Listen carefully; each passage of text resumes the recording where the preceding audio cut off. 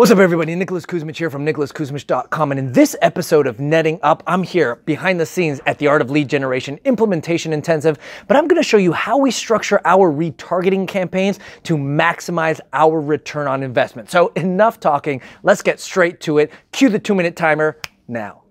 The question that we're addressing today is retargeting.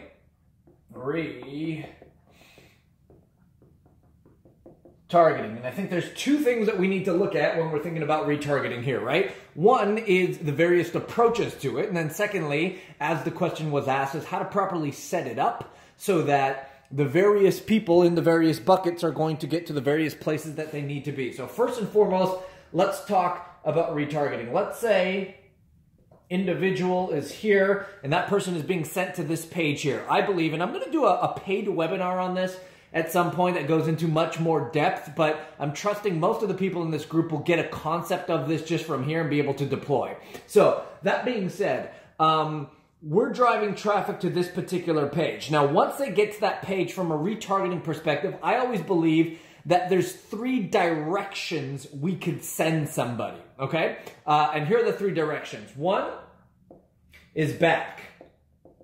Meaning, if they hit a certain page and they don't perform the action that we want them to take, i.e. we send them to an opt-in page and they don't opt in, or we send them to a sales page and they don't buy, option number 1 always should be send them back to the page where they didn't take the corresponding action. The second thing we can do, and I'll talk about how to kind of break this up into timing, is send them across.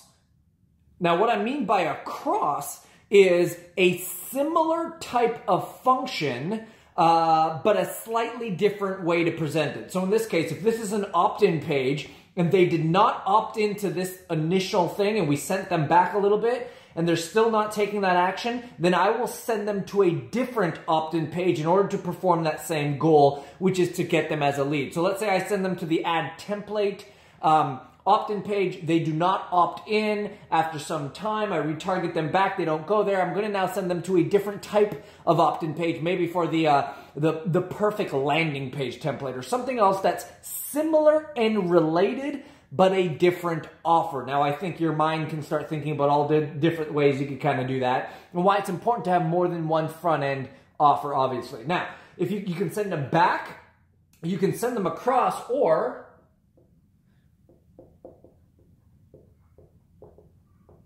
you could send them forward.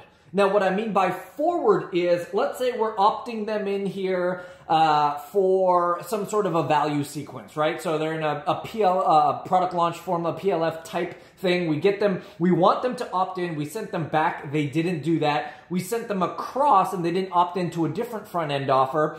If we wanted to, we could actually, without ever capturing their information, send them forward to the next stage of the funnel. So this could look like multiple things.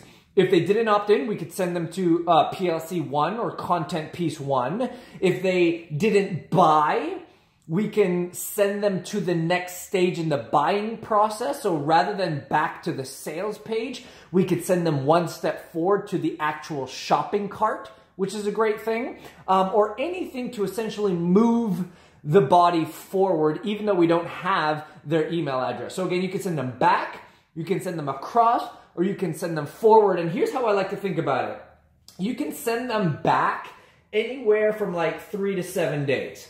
Anything longer than 3 to 7 days, sending them back and they already saying no is kind of defeats the purpose, because at that point they'll be like, I'm not interested. You could send them across, you know, either the same 3 to 7 days or across for days 7 through 14. So in this case, let's say they didn't get, you know, this, and let's say you chose 7 days, right? So they didn't go back. Now, for days 7 and 14, you can send them across to another offer. And then heck, if you, at that point say, well, they haven't even opted into that, technically, let's say you could say 14 to 21. Now, these numbers are arbitrary. I'm just making these up on the spot as we go. The numbers are not important as much as you think about, do I want to send them to all 3 at the same time? Do I want to send to one first, then the next, then the next? Or how long do I want to be sending them to something before I send them to the next thing? Those numbers are completely up to you. Now, the second question then comes, how do we do this in such a way that it makes sense? And the simplest way to do that is I'll give you one example using this right here, and then you can apply it across the board depending on the numbers and the days that you choose. So if I were in this scenario here, what you'd need to do is create 3 different buckets in Facebook retargeting. One 7-day bucket, one 14-day bucket, and one 21-day bucket. So in this case, let's say it's 7, 14, and 21. And all you need to do now is use inclusions and exclusions of these buckets to get them to wherever you want, right? So obviously, if you're sending them back, all you got to do is send them to the 7-day bucket, because that means if they've seen the offer in the last 7 days, they've landed on this landing page for the next 7 days, they're going to see the back offer. Now, across 7 to 14, what you're going to want to do is include the 14-day bucket, but exclude the 7-day bucket. So that's math. That says if they're on days 7 to 14, they're going to see it, but zeros 1 to 7 are not going to see it. And then, of course, you can exclude the 21-day bucket, if you will. And then the same thing moving forward. In this case, if you wanted them to see something on days 14 to 21 in the cycle, you would target the 21-day bucket and you would exclude day 14 and exclude day 7. Now, of course, I hope that didn't go over your head. It's simple inclusion and exclusions based on math of what process and what sequence you want them to be in. The only other thing I will say here is be aware of your exclusion audiences.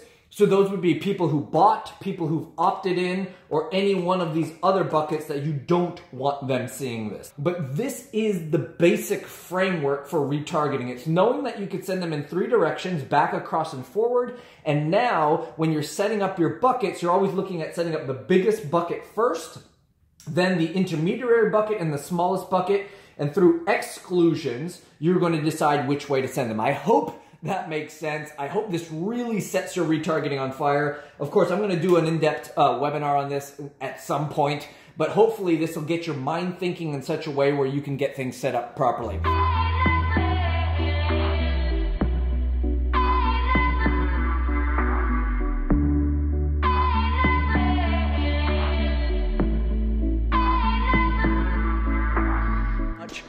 Greater return on investment. So let's stop talking. 2-minute tip and trick. Dude, that was so good. I was just gonna say, like, it's amazing how you can do this in one time. So let's get right at it. Our 2-minute tip and trick edition.